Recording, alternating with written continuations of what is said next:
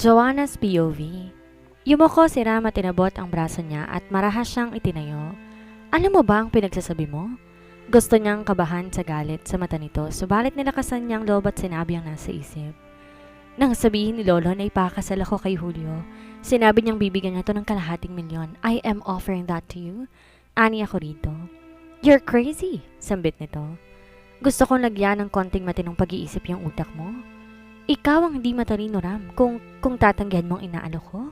She raised her chin defiantly. Oh God, bulalas ni Ram. Tumaas baba ang balikat sa pagpipigil ng galit. Sa tingin mo talaga kaya mong bilhin ng salapi ang lahat? Kahit ang kaligayahan? Ano ang pinagkaiba mo sa iyong lolo? He said harshly. Nananakit na ang palapulsuhan niyang hawak ni Ram. Well, he is my grandfather. You cannot blame me. Marry me or you will really be a rich man. Hindi mo kailangan maghila ng lambat sa laot ng madaling araw. Don't be crazy. Nariyan si Julio, di ba? Ngayon lang nakasama na siya sa plano mo? He asked in a steady voice. Di agad siya makasagot. Nilakasan ang loob at tinitigan to. Hindi ko siya gusto at mas kilala kita. Like you do. Yes, giit niya. And I like you. Ani ako rito. Sure, Ram said sarcastically. Kasi matangkad ako, gorgeous, sexy at ano pa, panunuyapan nito. Unti-unti lumabay ang pagkakahawak sa palapulsuhan niya.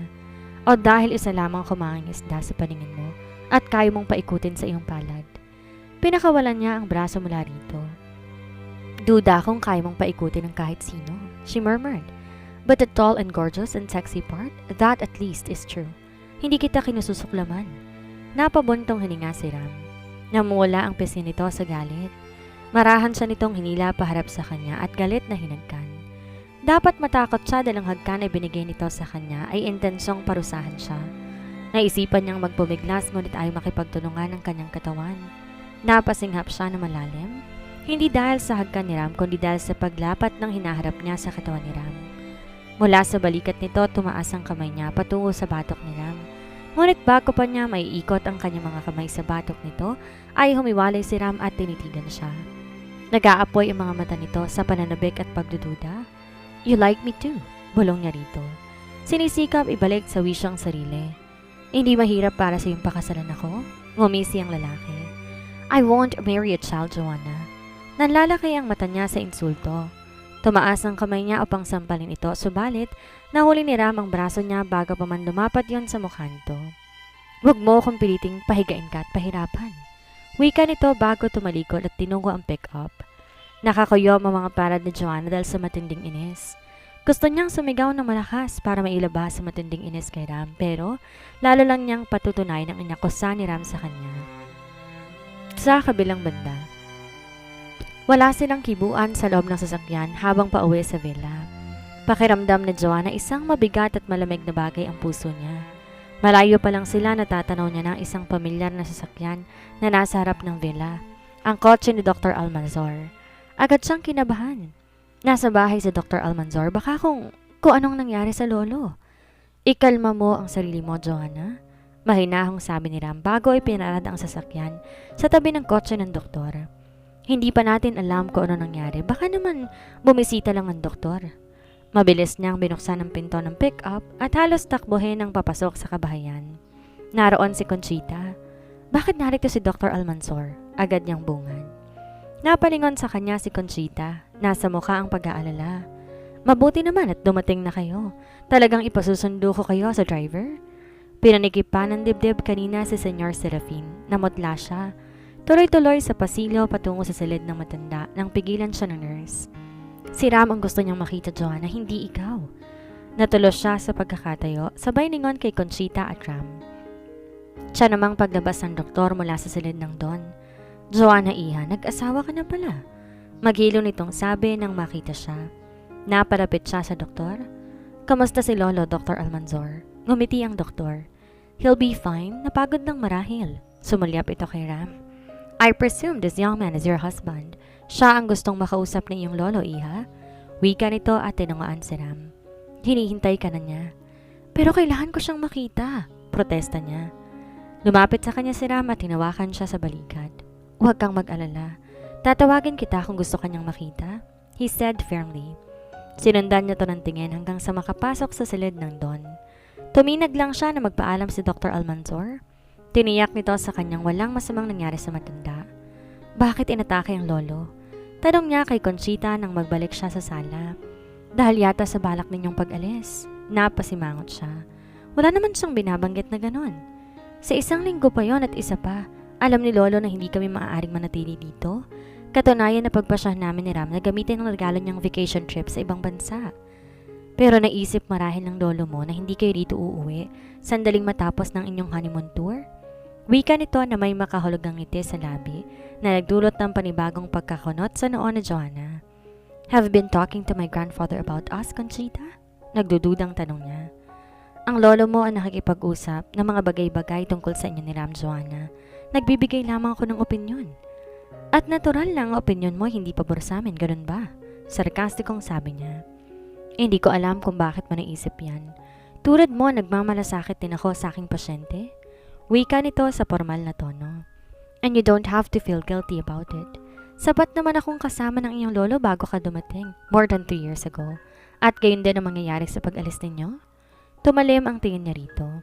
Ikaw na rin ang may sabi, inatake ang lolo, Conchita. Baliwala rito ang pagtataas ng boses niya. Hindi ko sinabing inatake siya. Nagsikip lamang kanyang dibdib at upang makatiyak, kailangan kong tawagan si Dr. Almanzor. Yan ang aking trabaho, Joanna. Ipinahihiwatig ng tinig nito ang kumpiyansa bilang nurse ng lolo niya. Pero bakit si Ram ang pinatawag niya at hindi ako? Doon kumunot ang noo ni Conchita. Saan nyo? Pinahihiwatig na ito may nagtataka sa ginawa na matanda. Hindi ko alam. Mahina nitong sabi. Pero maliwanag na tinatanggap niya ng lubusan si Ram bilang iyong asawa.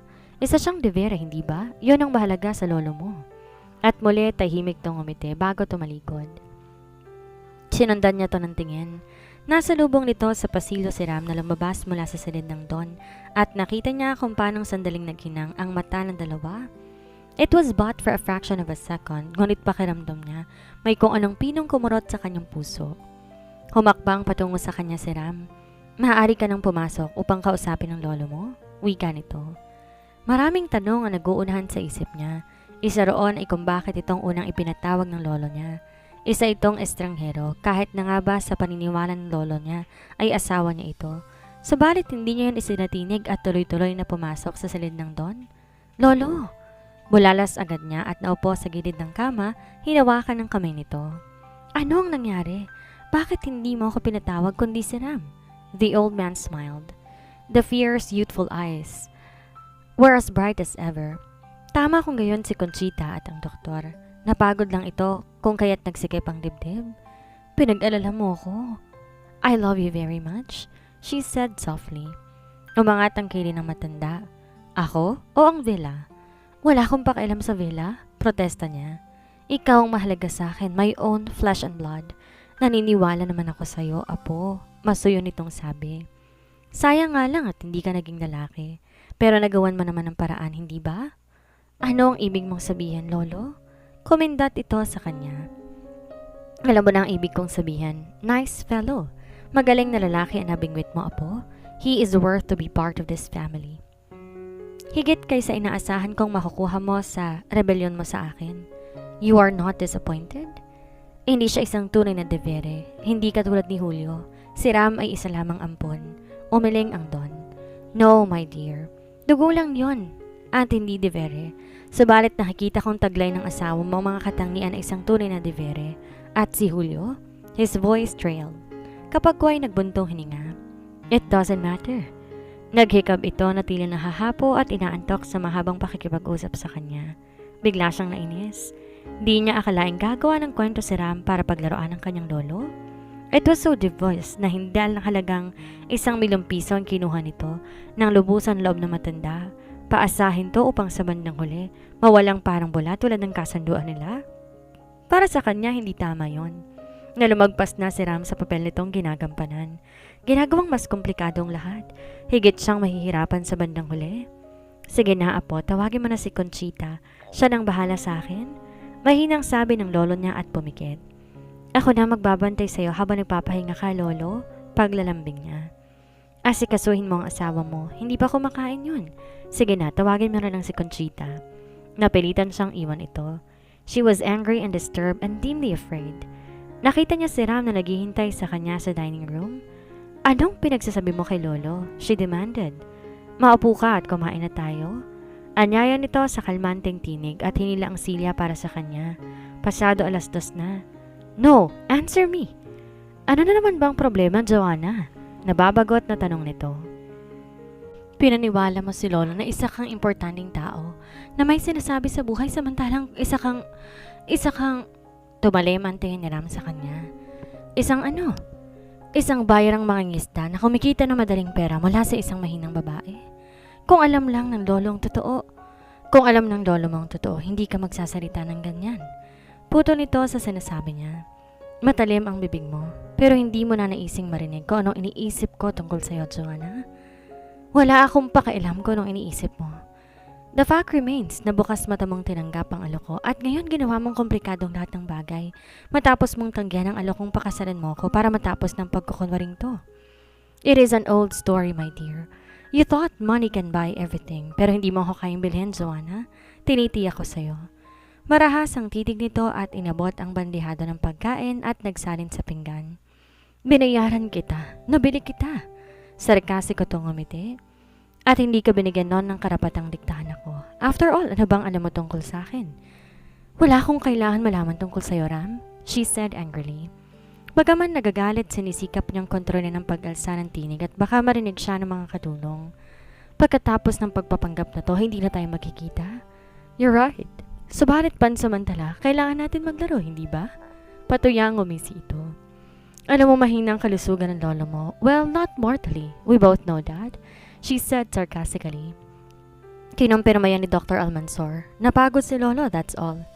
His brows furrowed in genuine concern. Yun ba ang akala mo? Wala ka bang malasakit sa kanya, Joanna? You know I love my grandfather, she said defensively. May kumudlit na kaba sa kailaliman ng puso niya. Surely hindi grabe ang nangyari kanina. Tiniyak yun ang doktor ng lolo niya. Then play this game to the end, Joanna. Ang akma niyang paglalagay ng pagkain sa pinggan ay nabitin. What do you mean? Kasing lamig ng yelo ang mukha nito. 1 linggo na tayong mahigit dito. A few more days and I'm out of here. Tumayo na ito at naiwan siyang nakatitig sa kawalan. Sa kabilang banda, kinabukasan ipinasya niyang kausapin na si Ram. Umaga pa lang nasa isang bahagi na to ng hardin. Inaayos ang topiary na matagal nang nawala sa forma dahil napabayaan. Pinagmamasdan niya to habang unti-unting bumabalik ang orihinal na hugis o sana isa sa mga topiaries. Di siya makapaniwalang maliban sa pangingisda, mahusay sa ganong gawain si Ram. Di niya mapigil humanga dito. Matagal bago nito napunang pinanonood niya ito. San mo natutuhan ng ganyan? Tanong niya habang lumalapit dito. A ready smile on her lips. Nagkibit ito. Kapag mahirap ka, magagawang pag-aralan lahat ng uri ng trabaho para lang mabuhay. Bukod sa pangingisda, sideline ko ang pagiging hardinero. Napabayaan na ng husto kahit ang hardin na ito, she said conversationally. Ginalang buong paningin sa paligid. Ang ganto kalaking hardin, nangangailangan ng isang hardinero. Hindi lang hardin ang tinutukoy ko, I mean all of it. Sinuri ko ang loob at ang labas ng villa. Napabuntong hininga siya. Ngayon ko lang napuna ng husto na maraming napabayaan, tulad na lang ng dating palayan.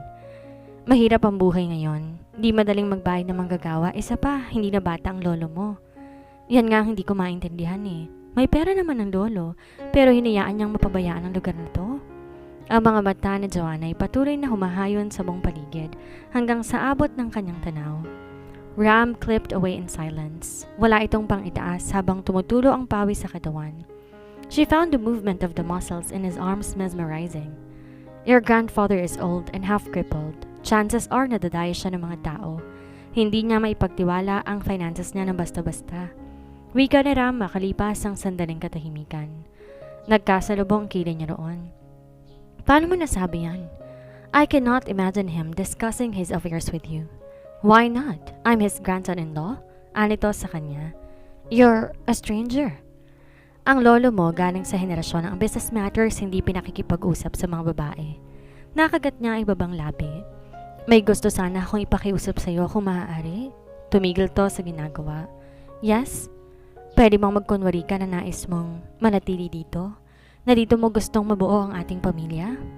Huwag ka nang magdagdag ng panibagong kasinungalingan, Joanna. Naiiling nitong sabi. Nilalagay mo lang ang sarili mo sa malaking suliranin. That is what I'm paying you for, Ram.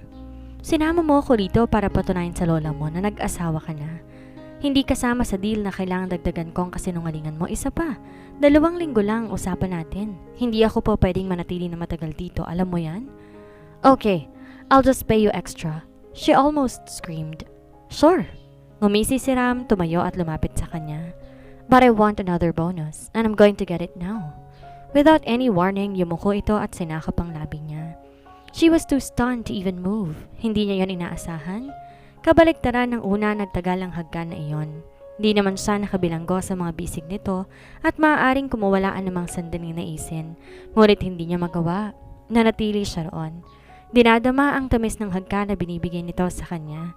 At aminin man niya o hindi niya gustong matapos ang paghihinang na yon ng kanilang mga labi. Kung gaano tumagal ang kanilang ginagawa, hindi niya alam. But it was done with much regret on her part. Para siyang nahihirapang huminga ng pakawalan ni Ram ang labi niya. At nang titigan siya nito, hindi niya makuhang iiwas ang mata dito. You have sweet lips. Anito sa mababang tono. Ang pananabik ay nag-aalab sa kanyang mga mata. Umangat ang kamay nito patungo sa mukha niya. Nakalulungkot isiping maraming mga labi na ang sumakop sa labi nito. Anito bago napabuntong hininga. Binaba ni Ram ang kamay, and the fire in his eyes were gone instantly. Paano nagagawa ng lalaking to na utusan ng ganon ang sariling emosyon at nababago sa isang iglap? So okay, payag ako mag-overstay. For a couple of days at least, no more than that. At natural kalaki pang halagang idadagdag mo sa unang napag-usapan natin. Ipinagpasalamat ni Joanna na tumalikod na si Ram at naunang pumasok sa villa. Natitiyak niyang hindi niya kayang humakbang. Her knees were shaking. Sa ikalawang pagkakataon, ipinahiwatig ni Ram sa kanya na kaya siya nito hinagkan ay dahil inaakanan nitong ordinary na sa kanya iyon. At di niya maintindihan kung bakit parang gusto niyang umiyak. Sa kabilang banda, nagdahilan sa Joanna na may gagawin sa itaas para lang makaiwas na makasabay sa pagkain si Ram. Hindi niya alam kung paano ito haharapin matapos ang namagitan sa kanila sa hardin. Bumaba lang siya nang sa tansya niya ay tapos na ang oras ng tanghalian. Subalit nahinto ito sa tabi ng hagdan at nang makita si Conchita, lumabas mula sa silid nito. Bihis na bihis ito. Hapit sa katawan ang pulang miniskirt.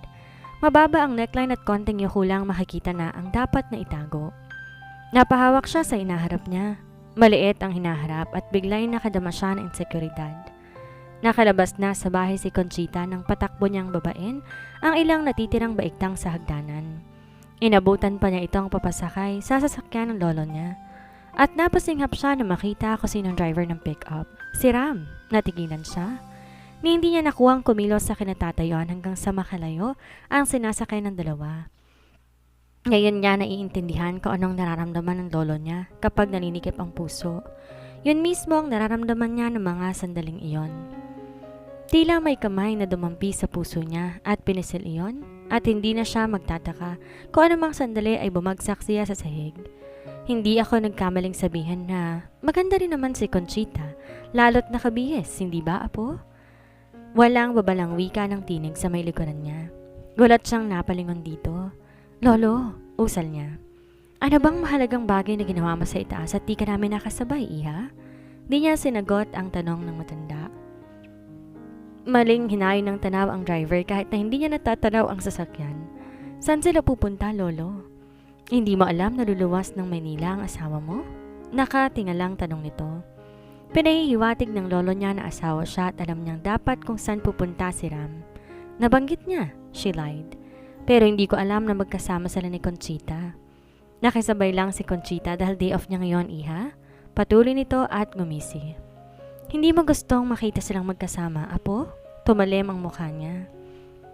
Wala akong pakialam sa gustong gawin ni Conchita sa libreng oras na, lolo. Anyway, sabi mo nga, nakikisabay lang naman siya kay Ram at di kailangang sumama ang loob mo sa konting atensyon na binibigay ni Ram sa kanya? No? Of course not. My husband happened to be a very charming man. Madali para sa kahit sinong babae ang mapalapit ang loob dito. You're very tolerant. Patuloy ng matanda at nanunuri ang mata sa pagkakatitig sa kanya. 2 oras din mahigit patungo sa Manila, walang traffic. Paano kung maisip ni Ram at Conchita na kumain sa labas bago umuwi? She shook her hair back impatiently. Alam niya binubuyo siya ng lolo niya at di naman niya mapigil ang unti-unti na pag-ahon ng galit. Wala akong pakialam sa kung anong gusto nilang gawin. Bahala sila. Napabuntong hininga ito. The generation of today? Umiling-iling pa ang matanda. Kaya pala usong-uso ang mga hiwalayan. Dapat ay may pakialam ka sa iyong asawa kung hindi mo gusto na magka-problema sa bandang huli. Pabagsak siyang naupo sa wicker chair na nasa balkonahe. Our marriage was very much a thing of impulse. Maaaring hindi mo naintindihan ang aking henerasyon pero mas mainam sigurong maghiwalay kung ang pagsasama ng asawa hindi magtatagumpay then try again. Anong ibig mong sabihin? Na pagkatapos ng 1 o 2 buwan at nagsawa kasi yung asawa makikipaghiwalay ka? Ganun ba, Joanna? Hindi naman ganun, Lolo. Aniya sa mahinang tinig. Nakikita niya nagagalit niya ito. Hindi lahat ng pagsasama nagtatagumpay. Lumalim ang kunot sa noo ni Don Serafin. I don't know what you're talking about, Joanna. Nagsiselos ka dahil magkasama sa Conchita at Ram at pumasok na sa isip mo na maaari kayo maghiwalay na mag-asawa? Hindi totoo yan, mariing tanggi niya. At ano ang totoo? Maaaring imahinasyon lang niya na mahigit pang kahulugan sa tanong ni Lolo, subalit agad ang daloy ng guilt sa damdamin. Listen, Joanna. Hindi mahalaga sa akin kung sa panong paraan o kung naman dahilan kayo nagpakasal ng asawa mo. Pero hindi kita pahintulutang makawala sa pagsasama ninyo na Ram kahit ano pang dahilan. Wala pang broken family sa mga Devere at hindi ko papayagang simulan mo yon habang humihinga pa ako. She looked at him helplessly. Ngayon niya natitiyak, tuluyan na siyang nahulog sa kalalimang siya mismong naghukay. At di niya na alam kung paano makakaahon. Not when Ram wanted to leave after their agreed extension with or without her. Kung nais mong mapasaya ang villa, kailangan manatili kang kasal. Patuloy ng lolo kaya napabuntong hininga siya. Bakit kailangan ang villa na lang lagi ang ginagawa mong kondisyon, Lolo? Gusto na niyang maiyak. Nakokontrol ang buhay ko nang dahil lang sa inikot niya ang tingin sa malaking bahay. Bahay na to? Dahil hindi mo kayang pakawalan ng villa, Apo. At ipapatawag kong aking abogado para baguhin ang huli kong testamento. Magkakaroon yun ng ilang karagdagang kondisyon. Sa palagay ko'y may ideya ka kung ano mga yon. Oh, Lolo. Gusto niya magtapat dito, subalit di niya magawa. Nag-aalala siya sa kalagayan nito. Hiling na lang niyang magkaroon siya ng kapangyarihan para iwaksi ang mga kasanungaling ng nilikha niya at tama si Ram. Maglalaro sila ng kanilang mga laro hanggang sa dulo. Hanggang sa dulo ng ano? Sa kabilang banda. Malalim ng gabi nang marinig ni Joanna ang pagdating ng sasakyan. Nagmamadali siyang sumilip sa bintana. Masayang tumatawa si Conchita nang bumaba ito ng kotse at sa halip na maunang tumuloy ito sa bahay ay hinintay nito si Ram na makababa rin. At nakita niyang kinawid ni Conchita ang braso sa braso ni Ram at sabay tumuloy ang dalawa. Namangha siya sa sakit na nararamdaman sa mga sandaling iyon. Bakit siya nasasaktan? Binabayaran lang naman niya ito. Binigay niya rito ang kabuoang bayad nito sa nagdaang araw at kanina. Ginawa niyang tseke ng karagdagang bayad dito at nilapag yon sa mesa sa sitting room kung saan to natutulog. She couldn't fall for a mercenary, oh dear Lord. With a pain in her heart, bumalik siyang muli sa silid at umiyak ng umiyak. She was emotionally distressed. Sa nakalipas na 2 araw, sinikap niyang wag silang magkaharap at magkausap ni Ram. Inabala ang sarili sa pamamagitan ng paglilinis ng attic. Nang sumunod na araw, muling lumawas ng Maynila si Ram. Pinagpapasalamat na iyon dahil hindi siya mahihirapang iwasan to, lalo't mabuti ang pakiramdam ng lolo niya at laging nasa labas. Di niya alam kung saan magtatapos ang sitwasyong iyon. Paminsan-minsan nilalapitan siya ni Julio at kinakausap. She knew she was trying to flirt with her. Ang di lang niya maintindihan yung nakikita niyang parang alanganin nitong gawin yon. Si Ram tila hindi naman apektado sa nakikitang pag-iwas niya rito. Ginagamparan nito ang papel bilang asawa niya sa harap ng lahat. At higit siyang nasasaktan doon dahil habang para dito'y isa lamang pagkukunwari ang manakanakang pag-akbay at paghagkan sa pisngi niya at ang paggamit ng mga endearment, lalo namang lumalalim ang damdamin niya para dito. Kahit ilagay niya sa isip na lamang itong bayaran at walang mahalaga rito kundi sa lapi, hindi yun nahadlangan ng pagsibol ng pag-ibig. Nasa duyan siya ng hapong iyon, nakaupo lang. Tinatanaw ang kalawakan ng lupain ng mga Devere. Nang may mahinang umugoy sa duyan, napakapit siya na mahigpit sa lubid at nilingon na may gawa noon. Hi, nakangiting bati ni Ram. Her heart skipped a beat. Di niya inaasahang lalapitan siya nito. Iniwan niya itong nakikipag-usap kay Conchita sa sala kanina. Gusto kitang panoorin na nagduduyan at isiping isa kang mabuting bata, wika nito. There's something very innocent and simple about swinging. Bakit ka naririto? Inangat niya ang kanyang mukha. Bakit hindi? Darating ang araw na mga anak mo ay magduduyan din dito and the pattern will come out to a full circle? I don't know what you mean, Ram. Hindi ako nakatitiyak na magagamit pa ng aking mga anak ang luyang ito. Hindi ko alam kung kanino ipapamana ni Lolo ang villa, ani ako rito. Sa pagkakaalam ko, nasa isip ng Lolo mong iwan to sa'yo, diba? Malungkot niyang ipinilig ang mukha. Di na nga mahalaga sa akin ng villa ngayon. Gusto ko na lang matapos lahat ng to nang hindi nasasaktan si Lolo. There was a sob in her voice. Nabigla siya nang hawakan ni Ram ang mukha niya at itaas iyon. She avoided his eyes. Hindi niya gustong makita ang namumuong luha doon. Tinabig niya ang kamay nito at tumayo mula sa duyan. May gagawin pa ako. Ani rito at kaagad na umalis. Habang naglalakad palayo, muli niyang sinulyapan si Ram na nakatitig lamang sa kanya habang papalayo siya. Nang gabing yon, ipinasya ni Joanna na maglakad-lakad sa hardin. Bagaman basa ang lupa dahil umulan ng bandang hapon, hindi yon alintana. Malamig ang hangin dumadapyo sa balat niya. Madilim na ang paligid. Wala ring patid ang himig ng mga kuliglig. Kailangan niya ng kaunting kapayapaan ng damdamin. Sa hapunan kanina, hantarang ipinakikita ni Conchita ang pagkagiliw nito kay Ram. Ang kamay nito hindi nag-aatubiling humawak sa braso ni Ram sa bawat pakikipag-usap. Dinalak niyang iwan ang pagkain sabalit nagmumukha lamang siyang nagsiselos. Ipinagpapasalamat niyang naroon si Julio at kinakausap siya.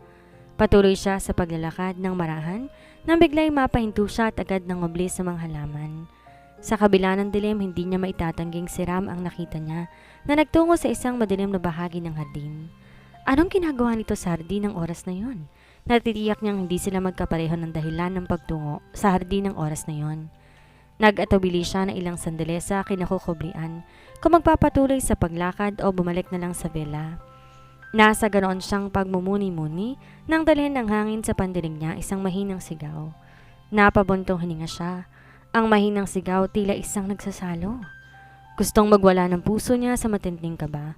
Lumakad siya papalapit sa pinanggagalingan ng sigaw at sinikap na huwag makagawa ng kahit konting ingay. Walang makakaalam. Please, tapusin mo ang inumpisahan mong gawin. The familiar voice was filled with passion. Ngayon, dito, ang sunod niyang narinig sa katahimikan ng gabi ay ang kaluskos ng nagtatanggal na damit kasabay na mahihinang sigaw mula sa mga nagsasalo. Nanginginig ang buong katawan niya. Parang may patalim na diniin sa puso niya ng mga sandaling iyon.